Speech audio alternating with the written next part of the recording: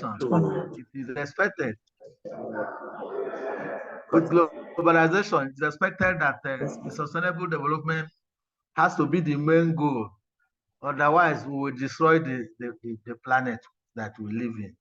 And that was why we fished out Dr. Mrs. Asokoro, who has been working on environment and development linkages, and who have been a major stakeholder in environmental impact assessment in Nigeria and beyond. So the essence of this conference is that we should think sustainable. Sustainability should be our watchword in whatever we do. How is it sustainable? So it's already time that we gave to Mrs. Asokoro. We gave her 12 o'clock, and we will give the floor about to her to speak to us. Dr. Mrs. Asokoro. Yes, sir. Thank you very much. Good afternoon. Gentlemen, I have not seen any lady here yet, and that is my first observation. That aspect too needs to be sustainable. So good afternoon to you all. I will just request that I'm able to share my screen. Maybe you make me a co-host so that I'm trying to see. Well, I don't know. Maybe the technical, can you make her a co-host? Okay, I think it's done. It's done. Okay. Yes, just a second.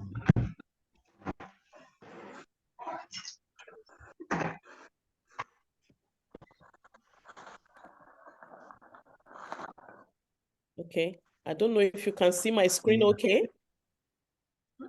Yeah, it's okay. All right. So I extend my sincere gratitude for the honor of being invited as a guest speaker to the 3rd International Conference on Achieving Environmentally Sustainable Development in a Globalized World. I commend the diligent efforts of Prof and his team, and also the diligent contributions and the hard work of the Association for Israeli Cultural Studies. That's the TAIC, TAICS, and also the Population, Environment and Development Research Group at the University of Nigeria, Nsukka, for spearheading this significant conference. This is timely. We cannot overemphasize the importance of sustainability in everything that we do. And it is with great pleasure and a profound sense of responsibility that I extend my heartfelt greetings to each one of you at this opening ceremony of this event. I will go straight to acknowledge the special guest of honor, His Excellency Barrister Peter Ndubuisi Mba, for being part of this. Leadership commitment is key. That's the Executive Governor of Enugu State. Thank you, sir, for promoting this event. And I also want to extend my greetings, special greetings and recognition to the chairman of this opening ceremony, Chief Onyemuche Nnamani, the Honorable Commissioner representing Southeast Police Service Commission, and also the keynote speaker, Honorable Nasir Isa Kwara, and my greetings and respect to the Vice Chancellor of University of Nsukka, our chief host, Professor Charles Igwe, and also Professor Ernest for pushing this agenda, supporting it, and showing the whole world that they are indeed committed to sustainability via this program today. And then my greetings to Professor Ignatius Madu, my master, my teacher for many years now. Thank you so much for this honor to be here. So I would introduce myself briefly before I go straight into the presentation for the day. My name is Comfort Asokoro Ogaji, and I work with Richflood. Richflood is an environmental consulting firm, or if you like, a sustainability firm that is working across Africa on investment projects and partnering with International Finance Corporation, African Development Bank, and the DFC in the US, and other development banks who are interested in promoting development in Africa. Richflood works with them in order to meet environmental and social standards for specific investment projects. So we have a couple of projects we have been working on, both in Nigeria and outside of Nigeria. And this is our pride. We are happy to be part of the agenda for sustainability. And we put in our best, myself and my team members, to use the Richflood platform to reach out. And it's multi-sectoral in nature. Sustainability is an omnibus terminology. It does not limit itself to a sector. So you go to the power sector, sustainability concerns are key. You go to the agricultural sector, like the project we are doing that Professor Madu here knows about in Gambia. We are looking at all the angles of sustainability and how to ensure that that project is sustainable on all the pillars of sustainability that I will present in this platform today. So I also work with the Minerals and Miners Center. You cannot agree more with me that the mining sector is key also when you are looking at sustainability of our environment, most especially the mining communities, social aspect of the mining activities, and other aspects, including the climate change and the relevant impact that it brings to the people. I will also be talking in this session about it. Then I work also with the Initiative for Women Miners in Africa. If you take a look, I don't know about Enugu, but just take a look at any mine site that is actively occupied by artisanal mining, you will see that women form over 60% of the miners there. That's made me have the passion to look at the social sustainability part of this activity and see what we can do in terms of charitable actions we can take to educate these women on how to do things for the benefit of the society, for their benefit and the benefit of their families economically as well. So that is about me. My LinkedIn profile, I will drop it later on in the chat box. You can meet me there and we can continue conversations on sustainability. So without further delay, I will go straight into my paper for today. And in introducing it, we all know that environmental sustainability stands as a pivotal goal in the global pursuit for harmonizing progress with ecological preservation. The realization and human activities significantly impact the environment, and this has prompted a collective responsibility by the academia, by all groups, government, non-governmental, to foster practices that ensure the well-being of our planet for current and future generations. So achieving this environmentally sustainable development is not it's not just a buzzword or an aspiration, but a necessity driven by the urgency to address environmental challenges, which includes climate change, which is a global concern, and personal to me, biodiversity loss is on an alarming rate right now, globally, and most especially in Africa, because we are developing and we must develop, and also resource depletion. So in the quest for environmentally sustainable development, the intersection of social safeguard and environmental management emerges as a critical aspect. Social safeguard ensures the protection of communities. I work with communities, so I am passionate about communities being involved in social safeguard measures on any project at all, on any development project. Yes, we must develop. Development is key. In fact, without developing, we see ourselves, if the whole quest of governments, NGOs, international organizations is development. But the bottom line is that while we have this quest for development, we must do it in an environmentally sustainable manner. All the safeguards in place. And on the screen, as you can see, sustainability is a multidimensional concept and is characterized by these 5 interlinked pillars: the social, the economic, the cultural, the health, and environment, which is our emphasis for today. If you look at the social sustainability, it encompasses the promotion of social equity, inclusiveness, and of course, community well-being. It emphasizes fair distribution of resources and opportunities. It enhances social cohesion and the protection of human rights. And then you look at the economic sustainability.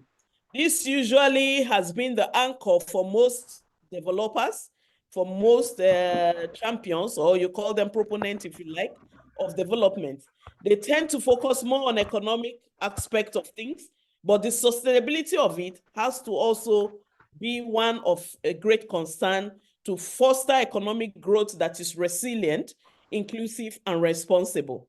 It advocates for practices that ensure long-term economic viability without compromising the future's generation ability to also meet their own economic needs in the future.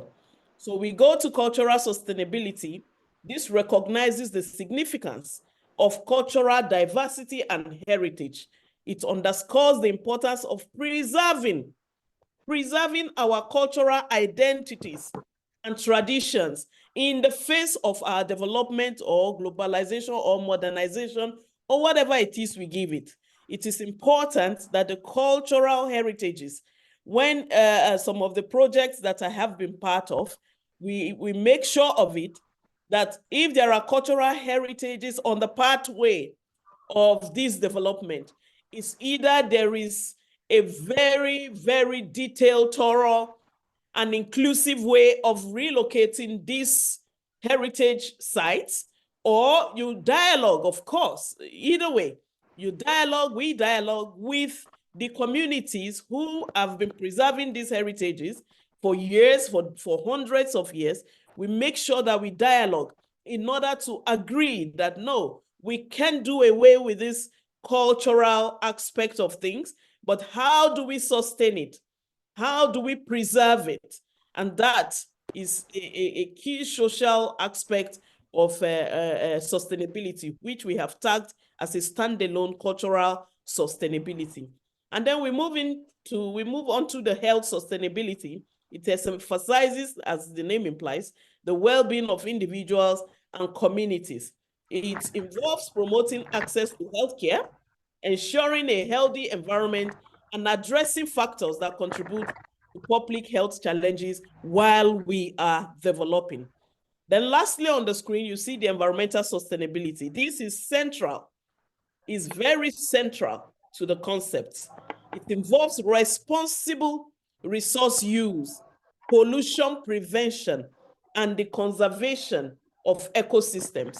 It aims to maintain a balance that allows for human development without depleting the natural resources or causing complete damage, or let's say the way we put it during impact assessment, irreversible harm to the environment.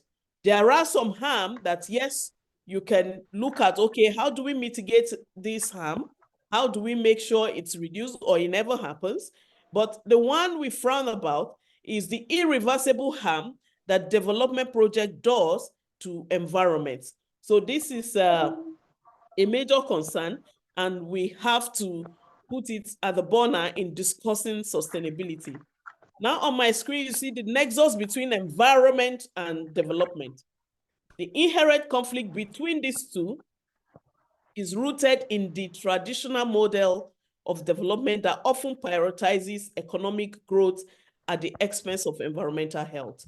If you check both secondary information, news, old research done both by the academia, by the and charity organizations, development partners, you will see that historically, Industrialization and urbanization have led to increased pollution, increased deforestation, and also increased depletion of natural resources.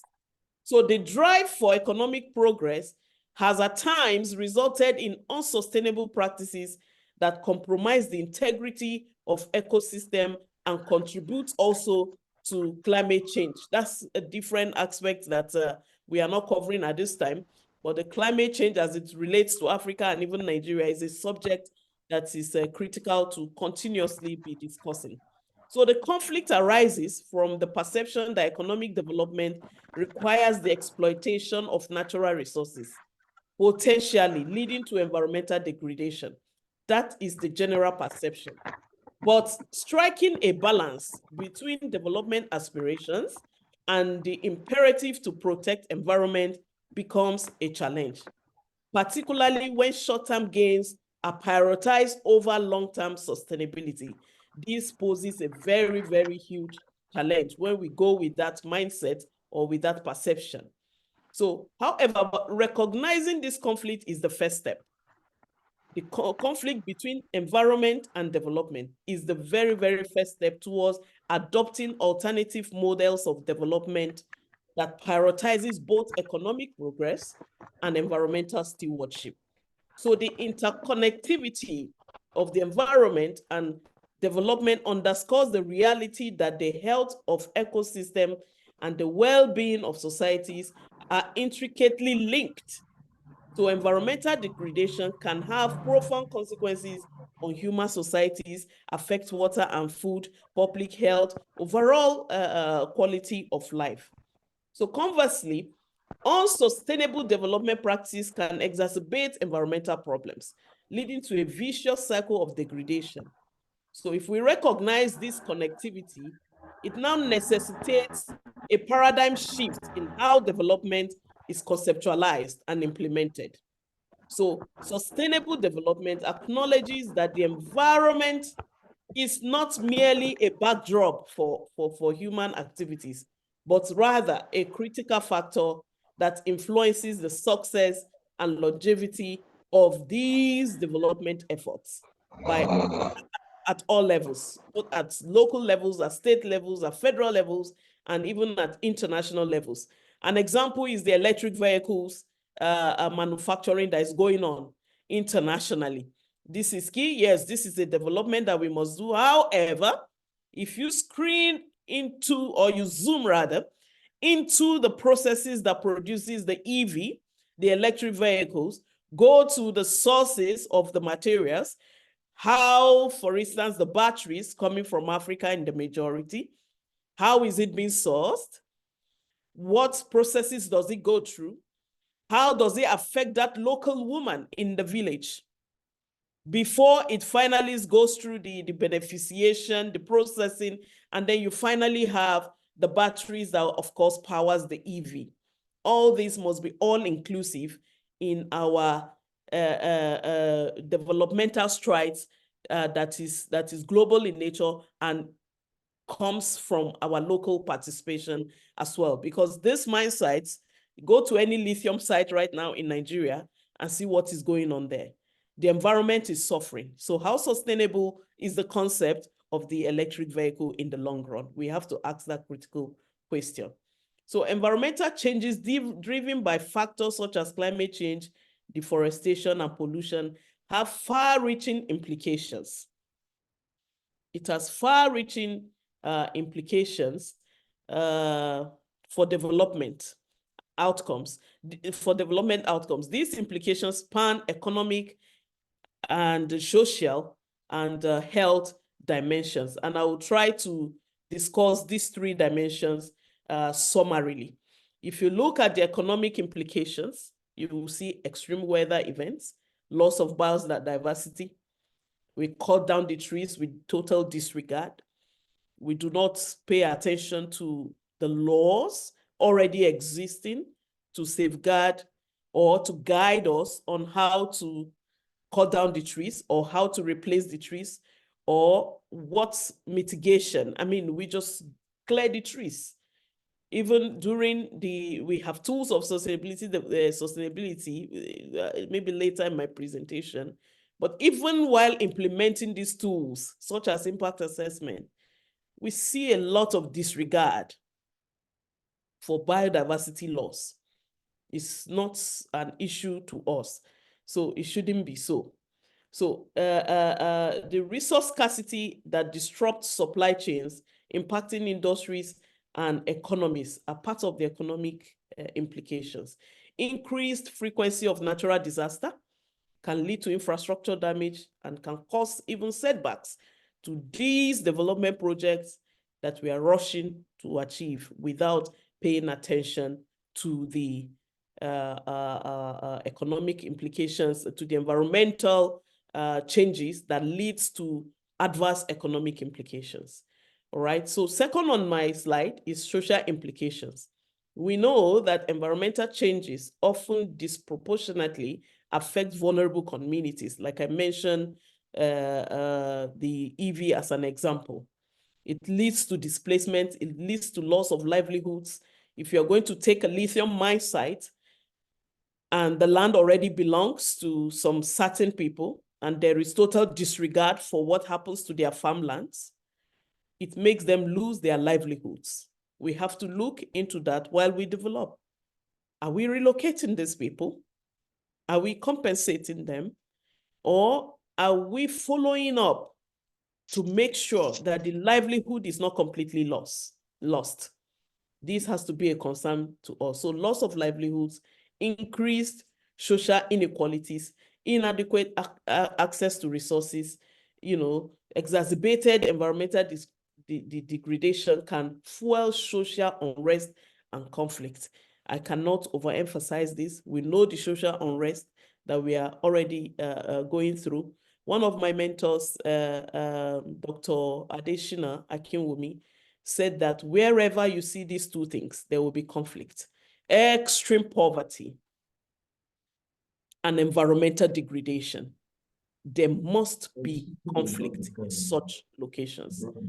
So taking the health implications, the third implication highlighted on my screen, changes in climate patterns, for instance, can contribute to the spread of diseases. It can affect food and water security. It can pose health risks to communities, and so on. So the burden of environmental health issues often falls on marginalized population with limited access to healthcare. I was in a community recently, and we were looking for the nearest healthcare facility.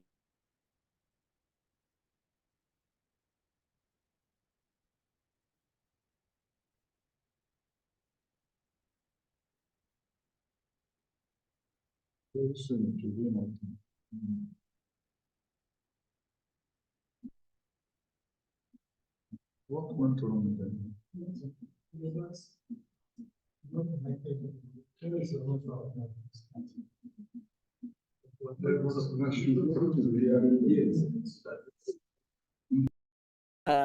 Developmental process.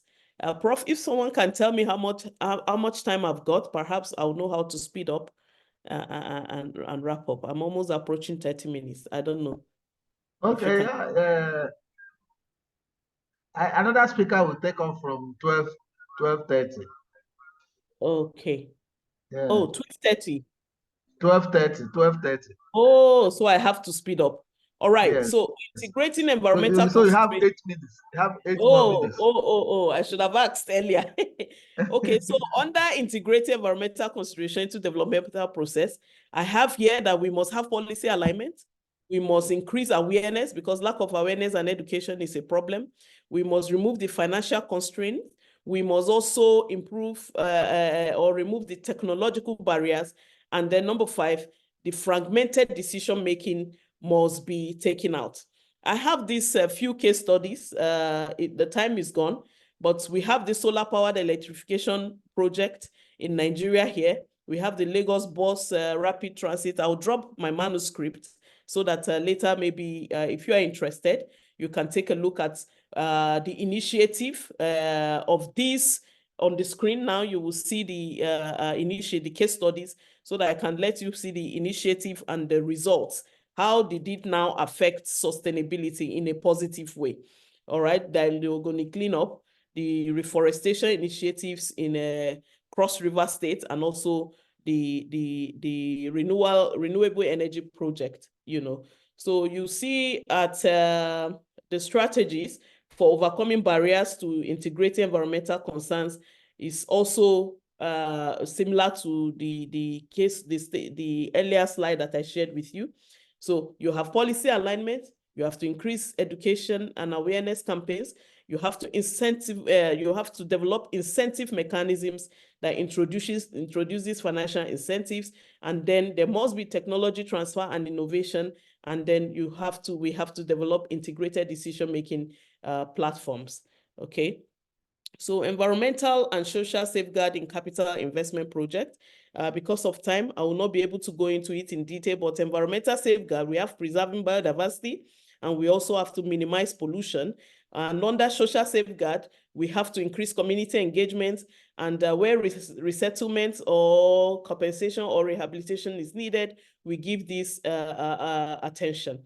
So insights and best practices for implementing effective safeguard, early and continuous stakeholders engagement is a best practice. It has to be established and has to be followed up. And also comprehensive impact assessments, which is through the ASIA, the ESIAs or EIAs, you may like. And we must have adaptive management strategies as a best practice to implement and allow a real-time adjustment based on monitoring results and stakeholders' feedback. And we must increase capacity building, just like we are doing here. Next, I wanted to share with us some certain projects and tell you how some of them I was part of it. I wanted to share my experience with you, but because of time, I will just share my nuggets later on for you. The Olam, the Dangote, the Bua projects that we were part of. And I also have some case studies. There are good case studies within Africa that have been implemented, projects that have been implemented with sustainability in mind. This is very commendable. You have the Ethiopia's Green Legacy Initiative. You have the South Africa project that you can see on the screen, the Rwanda's Vision 2020, very, very commendable. And also even the Nigerian Great Green Wall project that you know about, and the Nigeria Electrification Agency, REA, the project they are doing is quite of a remarkable importance to sustainability. What are the roles of environmental management in these initiatives? I was able to look at the project and also develop the initiative, the role and how it went. So you may be wanted to take a look at that to see how the sustainable land management in Nigerian Great Green Wall, eco-friendly infrastructure for the development in Rwanda's vision, and of course the EIA done for the South Africa REI PPP project. Okay, so moving on, social and economic benefits of environment. You can see for that project also community empowerment in that Ethiopian project, and also job creation and energy access in the South Africa project, and poverty alleviation in the Rwanda project, and so on. So what are the recommendations for achieving sustainable development? I had highlighted some recommendations. First, integrate sustainability in legislation. Second, establish green financing mechanisms. Adopt circular economy practices. Invest in clean technologies. Promote sustainable lifestyles. Okay. We need to start having bicycles. Prof, you need to get a bicycle. I need to get a bicycle so that you park your car and use bicycle, and also make sure that your safety is guaranteed, as you are using bicycles. So there are technologies, the lifestyle changes that we can adopt and make a better decision, make better choices regarding our lifestyle as we go on and on. So there is need for collaboration. The academia, the UNN, and the Israeli organization here, we commend it. This is one of the collaborations and partnerships needed, but there's need for joint initiatives, technology transfer, global funding initiatives, industry participation in all of the sustainability. All right. So in conclusion, there's a lot to do. The importance of environmental sustainability for long-term development cannot be overstated. It is the cornerstone upon which resilient and inclusive societies are built. Sustainable development not only safeguards our ecosystems, biodiversity and natural resources, but it also ensures the well-being and prosperity of us that we are still on Earth and also of our future generations. So the adoption of sustainable practices is not just a moral imperative, it is essential. It is an essential strategy for mitigating the adverse effects of climate change, promoting social equity, and fostering economic stability. So recognizing the intrinsic link, like I showed us, between environment, health, and human well-being, it is imperative that we prioritize sustainability in all aspects of our endeavors, starting from replacing your car and buying a very nice vehicle and a helmet, and also creating, if you're a government official, creating ways and means and ways for us to safely use our vehicles, our bicycles on the road, that we are not afraid of security issues, we are not afraid of potholes, that our roads are well planned. We have the bicycle lane. If you have been traveling, you will see a lot of organized way of improving transportation. It keeps you healthy as well, for instance. And this is my final note, that we should all be thinking on changing our lifestyle and our approach to things in our respective offices in order to promote sustainable, achieving environmentally sustainable development. Once again, thank you very much for having me, and I wish us all a fruitful deliberation throughout this event for the next hours and days, and God bless you all. Thank you. Yes, thank you very much, Mrs. Asokoro. Well, you can bear with me that we have not made a bad choice. That it was good for us to fish out this lady to talk to us about sustainable development. She has been at the forefront of sustainability in the country and beyond. She has a number of projects in South Africa, Gambia, Rwanda, and so on. And in all these projects, she has been talking about sustainability. How sustainable are these projects? And she ensures that the components of sustainability are handled.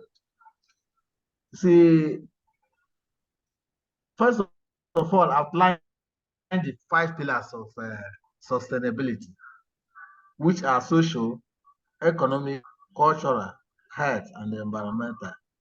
And then establish the nexus between environment and development, which means that we have to be careful in our development activities so that we do not destroy the environment where we live in.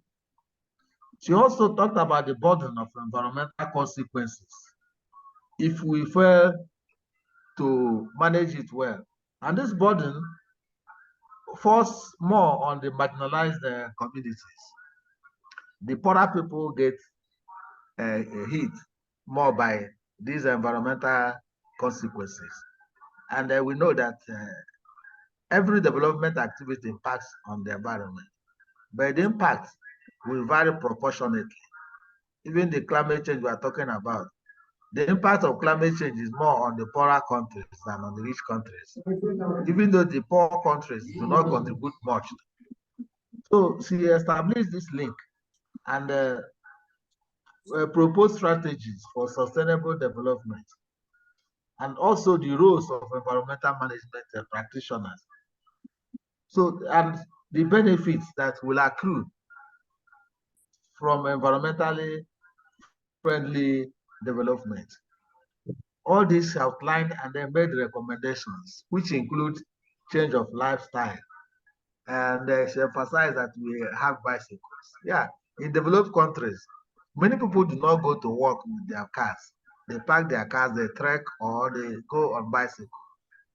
But in Nigeria, in most developing countries, it is not like that. So, but for us to catch up, we have to change our lifestyle, as she has proposed. So, she ended up by saying that sustainable development safeguards our environment. We do not destroy what we have in order to create a project. So, this safeguarding of the environment is key to any development project.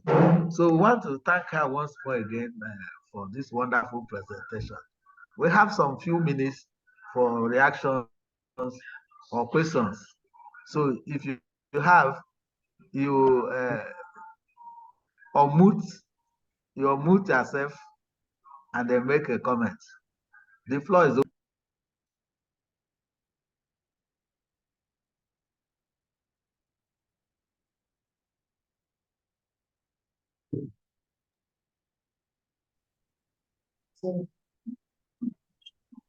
Thank you for a wonderful presentation, Dr. Asokoro. Please, I have only one question. I want to know the link between environmental sustainability and the Lekki Deep Seaport. Thank you.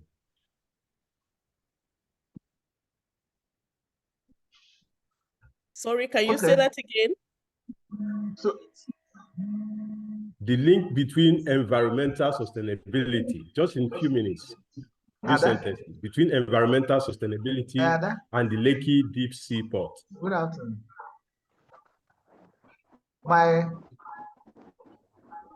Okay, SS 39 Lekki Deep Seaport and environmental sustainability, because you mentioned it here. Yes.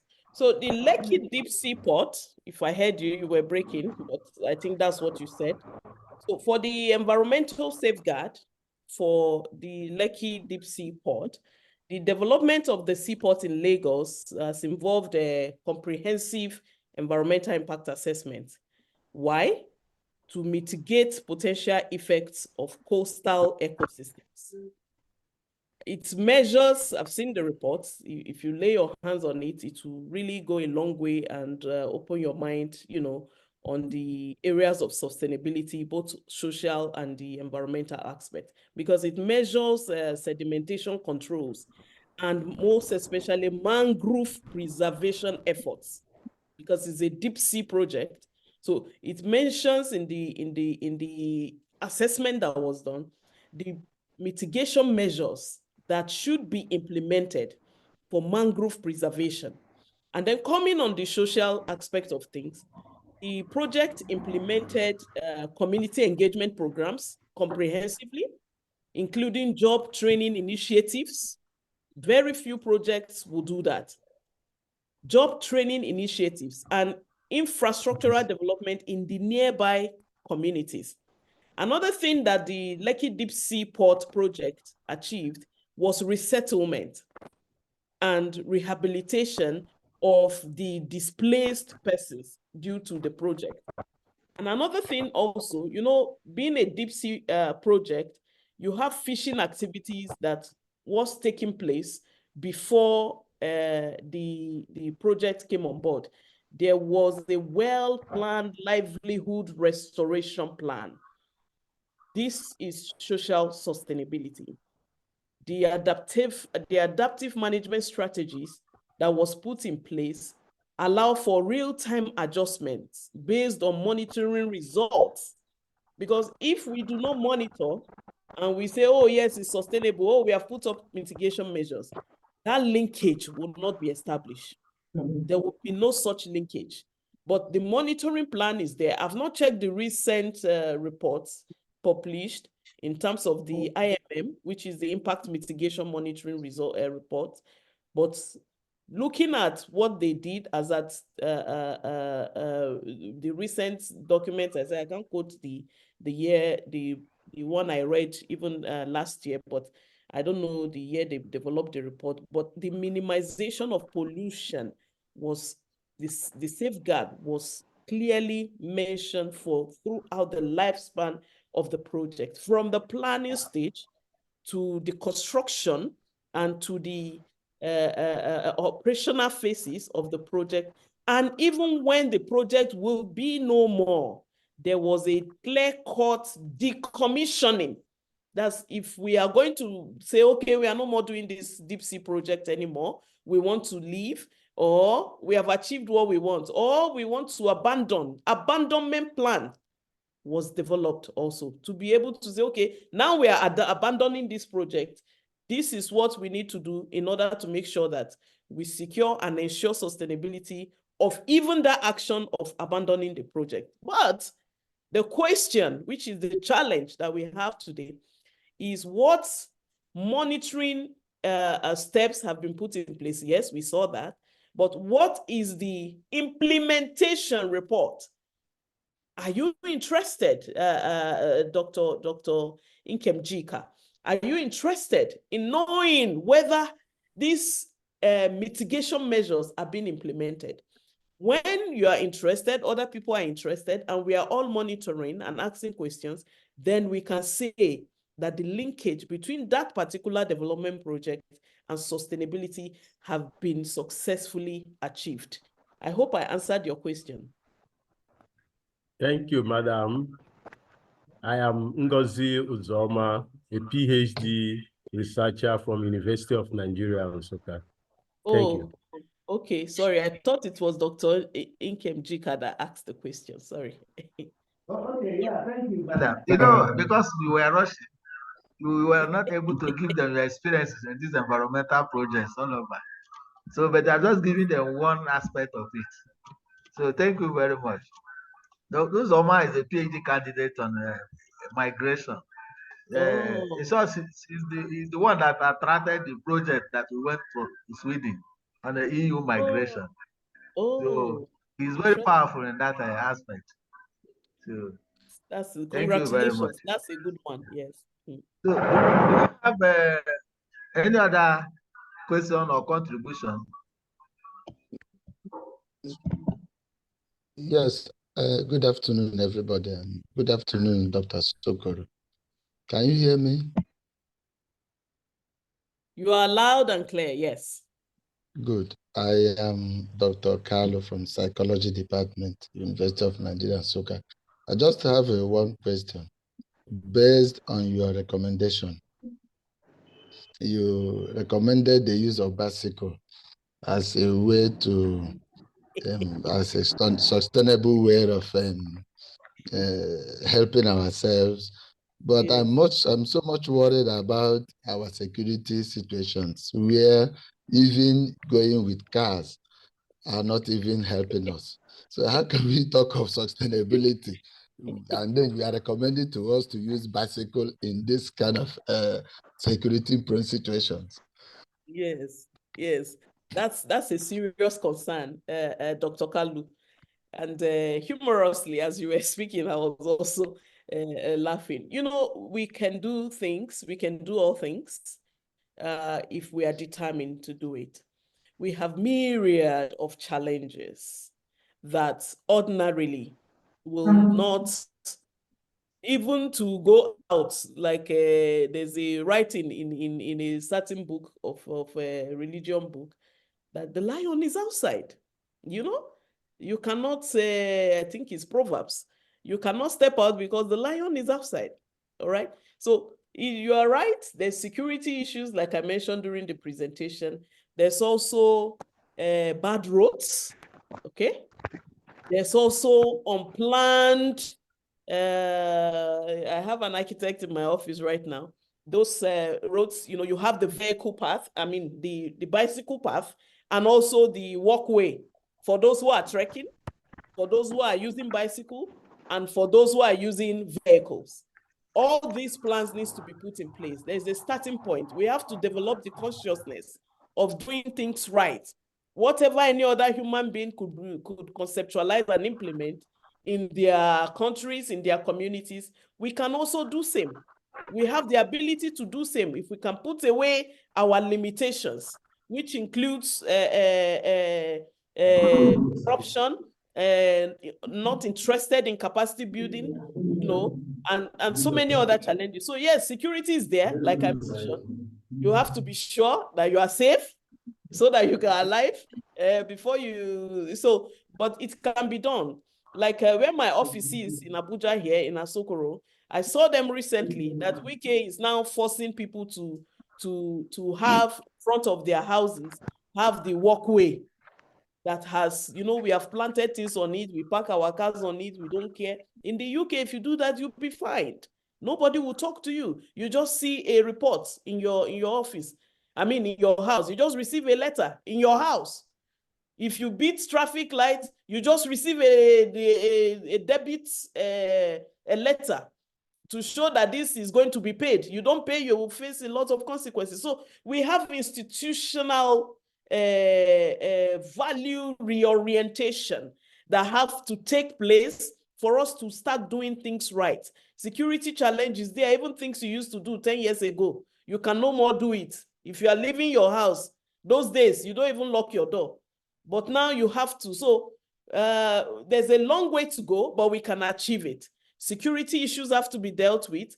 Our bad roads have to be properly paved. And then orientation. Do you know the zebra crossing in Abuja? Cars will park on it instead of parking behind it for those who are walking to walk, you know, majestically, not to run. The first time I was in the US and I wanted to cross the road and I ran. The lady said, "Oh, auntie, don't run now. Don't run. They already see you. They are not going to hit you." I say, "No, let not somebody come and hit me in a foreign land." So we were going again the next day and I ran because it's in my subconscious that there's no safety, that the man can hit me. But over the years, they have learned to respect those who trek, those who use bicycle, and put structures in place to promote the use of these sustainable lifestyles. So we can do it. It starts from us, the academia. We teach it, we promote it, and then the government aspect, we enlighten them and do advocacy on that. And eventually, I believe we'll get there. So please still get your bicycle, Dr. Kalu. Thank you. Thank you very much. Very much. Dr. Kalu, you should know that the advocates for bicycle, not for long distance travel. But somebody going to the office, maybe you live on campus, going to the office, you can park your car, trek, or use the bicycle. You are going to market, market, bicycle, and so on. But if you are embarking on a long distance journeys, you can use public transport instead of everybody driving. That's what is that is obtainable abroad. You use buses or trains or bicycle or trek. But here everybody brings out his or her own car and everywhere is jam-packed with the environmental consequences. So we want to thank her again. We'll take one more comment from the next speaker.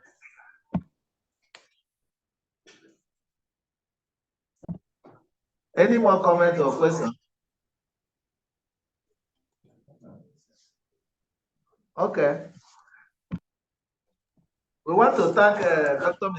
Asokoro once more for this wonderful presentation. Madam, we'll call on you again next time we have the next. Thank you very much.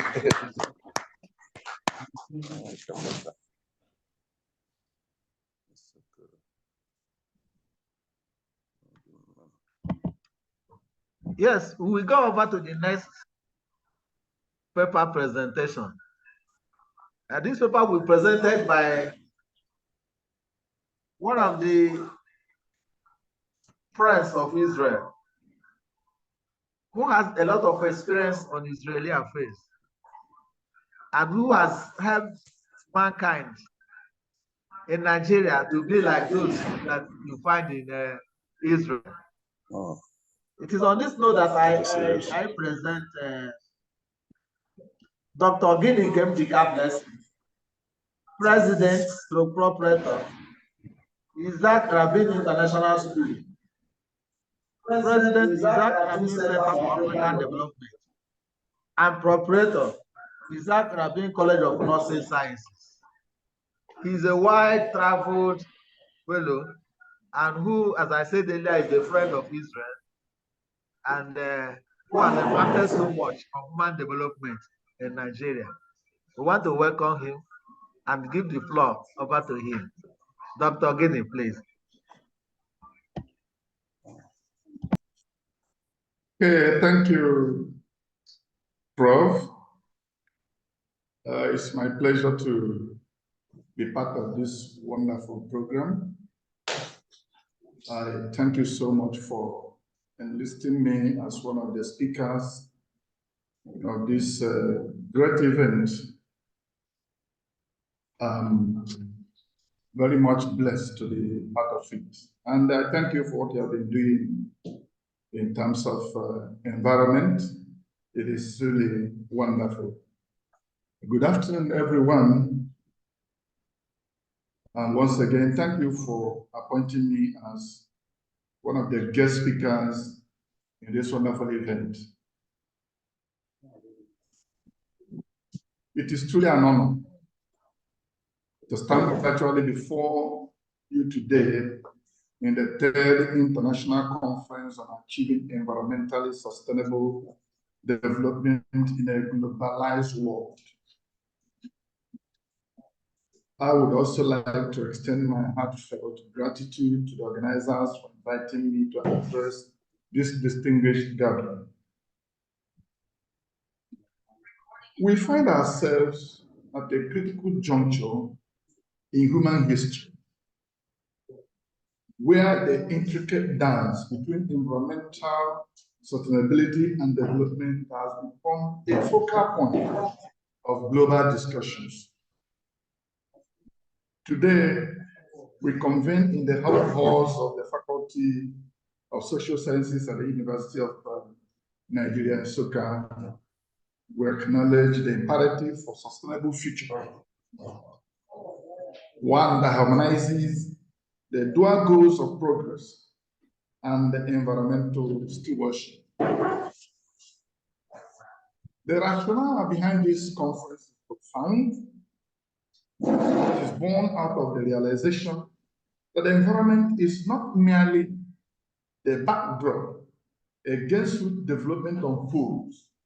Rather, it is the very cradle and canvas upon which our collective future is painted. The interplay between the environment and development has presented us with both challenges and opportunities, forcing us to confront the intricate relationship between these two fundamental aspects of our existence. In the grand transfer of sustainable development, it becomes evident that we must recognize and embrace the environment not as an obstacle to progress, but as an integral partner in our journey towards a better world. The environment is not just a casualty of development, it is the heartbeat of sustainable progress. As we delve into discussion over the coming days, let us bear in mind that sustainable development is built upon 5 pillars. These pillars include social, economic, cultural, health, and environmental. These aforementioned pillars are the foundation upon which the edifice of sustainable progress can rise and is very crucial to the overall well-being of our planet and its inhabitants. Social sustainability reminds us of our responsibility to ensure that development uplifts communities, and then with processes and structures, social equity and justice, diversity and inclusion, democratic participation and empowerment, livelihood, security, social well-being, and quality of life, and the multifaceted opportunities for growth. This will not only meet the needs of every member of our community, but also support the ability of future generations to maintain a healthy community. Economic sustainability calls for judicious use of resources,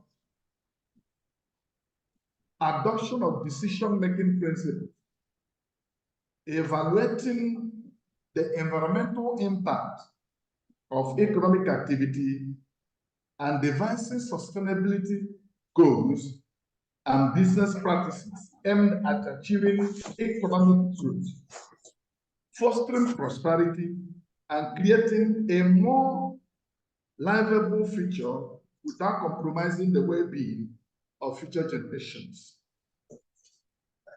Cultural sustainability urges us to safeguard the rich tapestry of our heritage, maintain our cultural belief, cultural practices, recognize diversity as a source of strength, and attempt to answer the questions of whether or not our cultures will exist in the context of the future.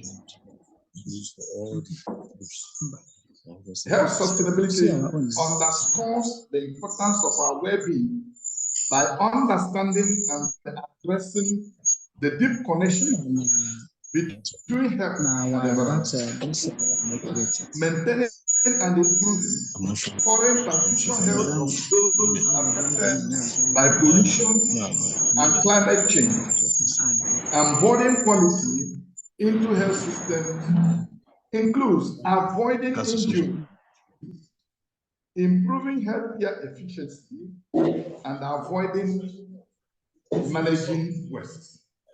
In today's world, we cannot talk of sustainable development without making reference to the state of Israel. This is what I want us to dwell, fueled by dynamic entrepreneurial spirit, robust technological infrastructure, and a highly skilled human workforce. Israel is on top of all the 5 pillars of sustainability. Innovation is one of Israel's key valuable resources and has extensive breakthrough in various fields such as communication, internet, medical systems, agriculture, biotechnology, security, waste management, recycling. When we mention about Yitzhak Rabin Center for African Development, Yitzhak Rabin International School,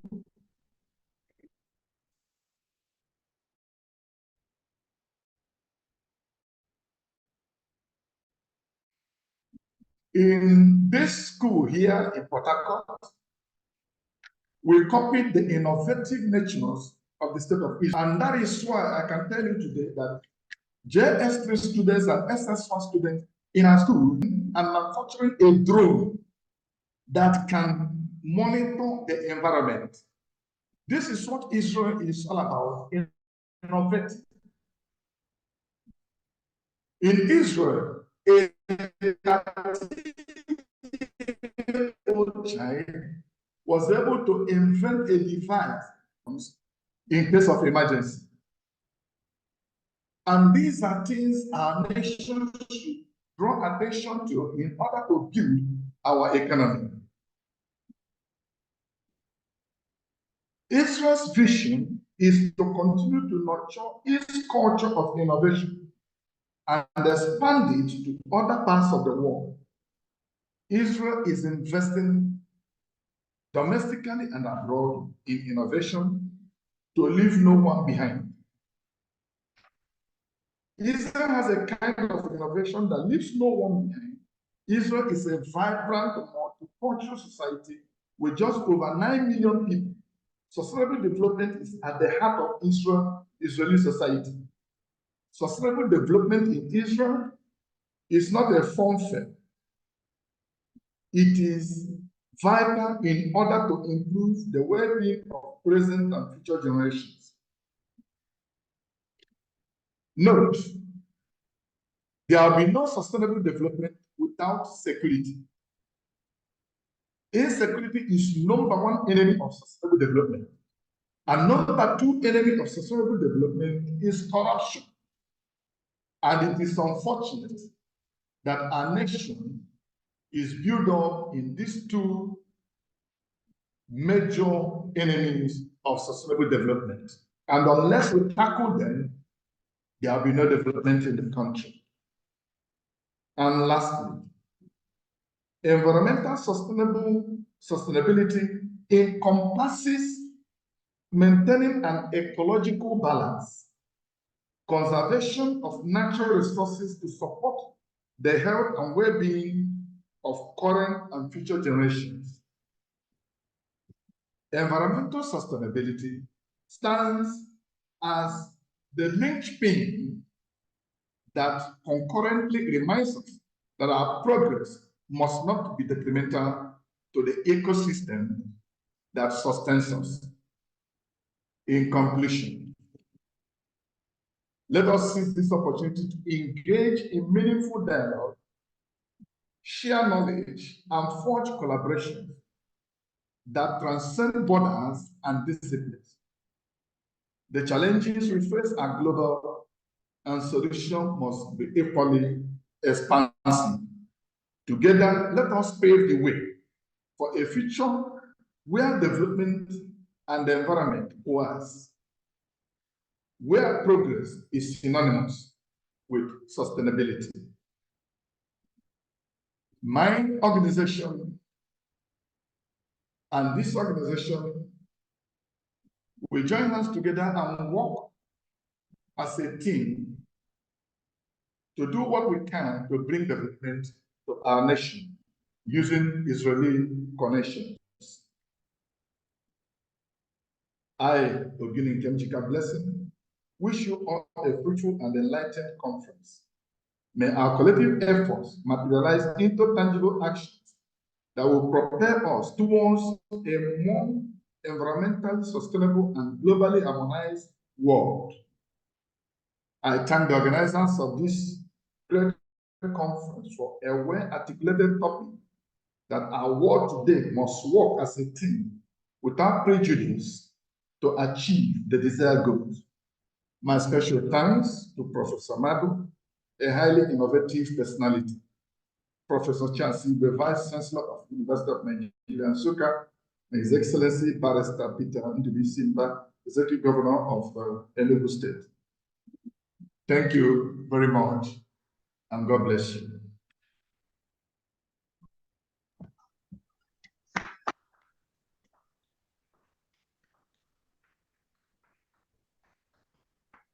Thank you, Dr. Guinea. You can also agree with me, as I said in the first presentation, that we have made a great choice. Because if you talk in terms of one who has experience with Israel and the development in the country, there cannot be any other person than Dr. Ogini. And he has justified our choice. In his presentation, he observed that we must recognize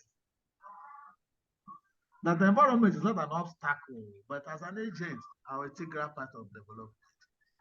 That's the difference between developed and developing countries. In developed countries, they see every part of environment as an opportunity. But for developing countries, they see some parts of the environment as an obstacle. And that is why they have developed more than us. So for us to develop, according to him, we must recognize this environment, not as an obstacle. Whatever you say, take it as an opportunity. And once you overcome it, you will advance. And that is even why God said you should go and subdue the world. Meaning that there are challenges, but those challenges, you surmount them, you advance. So we thank you for that. And he also observed that we must make use of judicious use of our environment by evaluating the impacts of whatever we do, so that we do not just try to put up a development activity without adequately evaluating the impact it will have in the environment. The impact can be positive and negative. For those positive impacts, you try to enhance it. But for the negative impact, you try to mitigate it. What do we do to mitigate this impact? Because no development activity comes out without one consequence or the other. Somebody says that you cannot eat your egg without cracking it. So we must recognize diversity as a strength. This is very important for us in Nigeria. Diversity should be recognized as a strength, not as a division or obstacle. Because if we harness the different potentials of these different diversities, development will be achieved. We must also recognize our cultural practices. Culture is dynamic, and you learn from each culture. Each culture has a positive aspect. So for those positive aspects of different cultures that we have, we harness them. He went on to emphasize the model they have achieved in Port Harcourt. If you go to Port Harcourt, to go to his schools and his establishment, you see that he has brought Israel to those places because he models whatever he does there with the Israeli. And we know that Israel is among the most developed parts of the world. In fact, it is noted that what Israel makes from their brain is more than what Saudi Arabia makes from oil. Because all this high tech we have come from Israel. And they're very cautious of the environment. In Israel, you not just go and cut a tree. For you to cut a single tree, you must get permission. For you to get permission to cut that tree, it will be difficult. Israel lives in desert, but it is greener now than those that live in forest areas. So he has modeled his school after Israeli development. So he also noted the importance of security in our development. It's an important component of development. Because if you build the best house in your village and you cannot travel to your village because of insecurity, you have done nothing. And that's why he talked about development being integrated and simultaneous. That all these components of sustainable development have to be pursued at once. You don't leave one and then pursue others. So he talks so much about this integration of development activities. So, and he talked about the maintaining our ecological balance. We must have to maintain our ecological balance in order to achieve the sustainable development. And he recommended that there must be engagement of dialogue between the academia and different stakeholders in order to achieve this sustainable development we're talking about. So we want to thank him for this wonderful presentation and ask that he will send it to us so that we can share it to our participants. Dr. Mr. Asokoro has already sent her paper, so I'm going to share it as soon as we finish this. If we have comments or questions, if you have comments or questions, you can unmute yourself.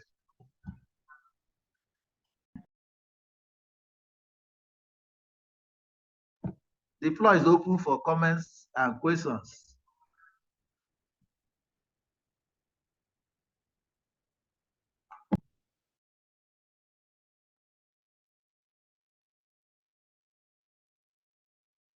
Okay.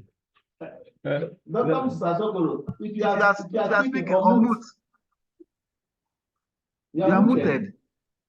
Okay, I was only saying earlier that I will send you an updated document for my presentation. That's all. Thank you. And thanks, Dr. Nkemjika, sorry, for that very good presentation. Looking forward to meeting you someday. Yeah, I'm again Ngozi Uzoma, PhD researcher from the University of Nigeria, Nsukka. Yeah, that is a great presentation, Dr. Nkemjika. My question is, with what is happening in Gaza and you having your school in a country that is ruled by people from religion that is thought to be in conflict with those from Israel. So are you not afraid about the sustainability of security in your environment there in your school? Thank you, sir.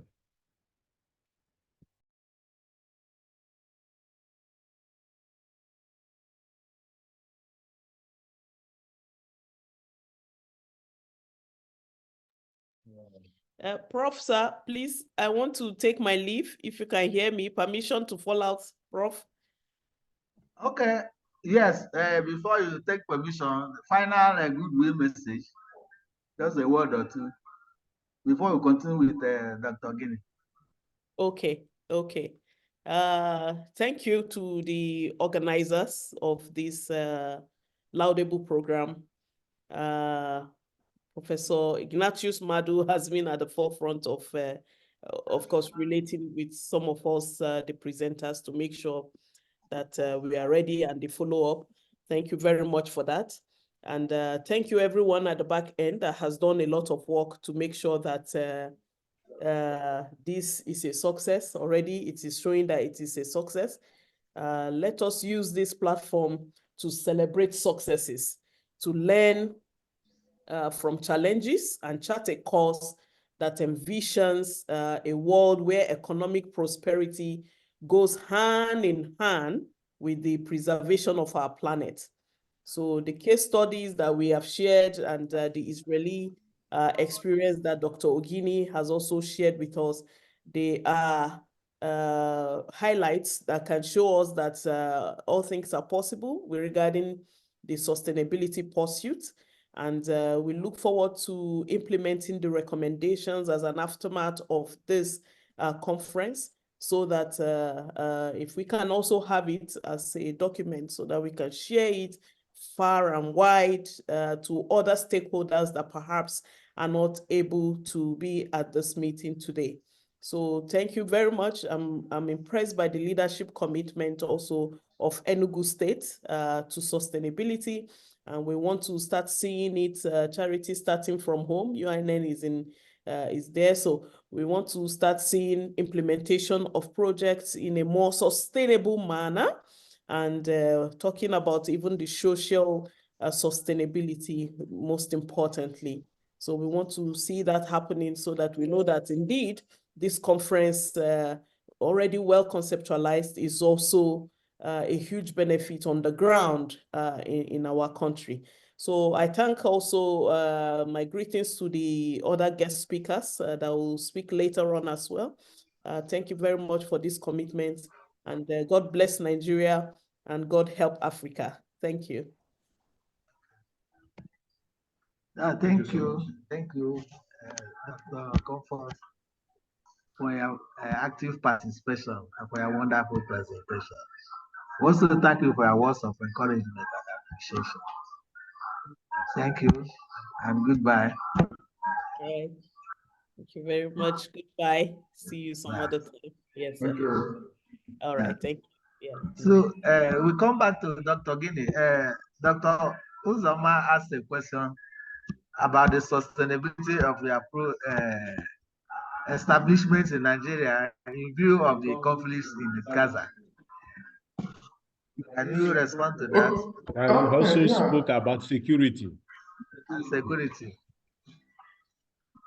Okay, thank you very much. The crisis in Gaza has nothing to do with what we are doing in Port Harcourt. We are strong, we are focused, we are moving on.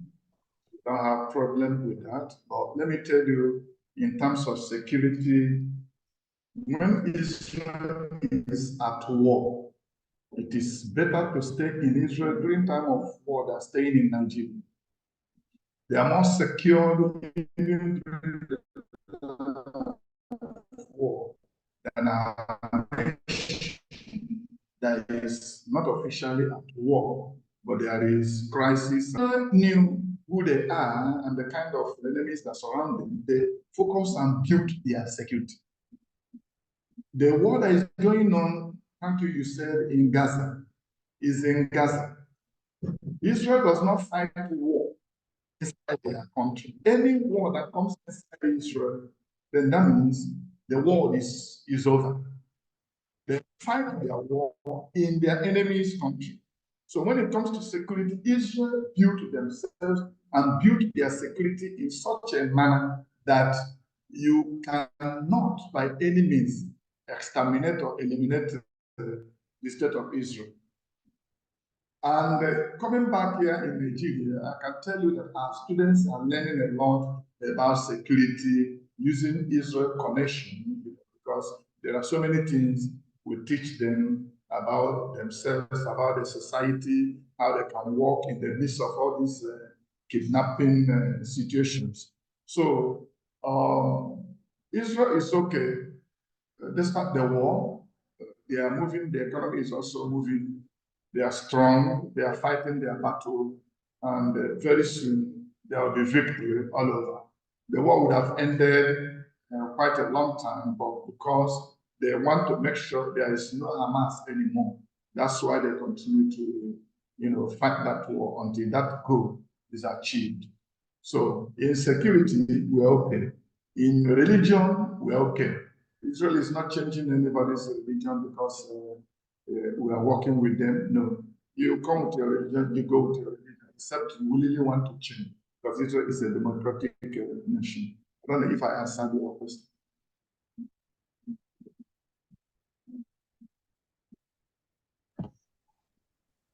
Any more? Any more questions or comments?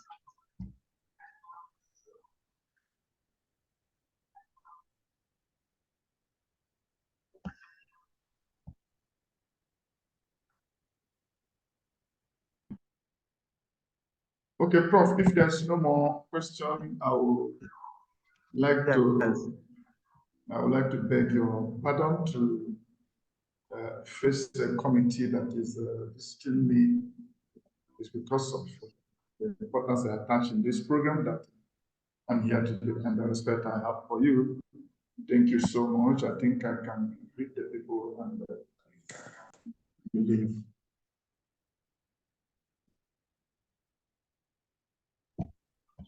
I want to thank you once more for accepting to be our guest speaker and for doing it very well and reaching us. We'll be expecting to receive the full paper so that we can share it amongst the participants. Thank you for your time. Thank you for everything and for your support. Thank you very much. Each time we call on you, you answer us. We are sorry we didn't encourage you to come physically because of the insecurity we are talking about. Yes, that was even why Dr. Asokoro didn't want to come to Suka. She would have loved to be at University of Nigeria Suka, but she was afraid. So, but that is what we have in Nigeria. We pray that it will end soon. We thank you for everything. Thank you very much. I appreciate it. Thank you. Okay, thank you. We have a few announcements. First, there will be a group photograph for those who are attending physical at the end of this presentation. There will be a lunch also. Then after that, the technical sessions will begin. Both physical and virtual by 2 o'clock. They will commence simultaneously. For the physical, we're going to use Department of Geography and Environmental Sustainability classrooms, 2 of them. We're changing the venue because of a problem of a network in the hall. So at the end, you go to Department of Geography by 2 o'clock for physical presentation. Then for those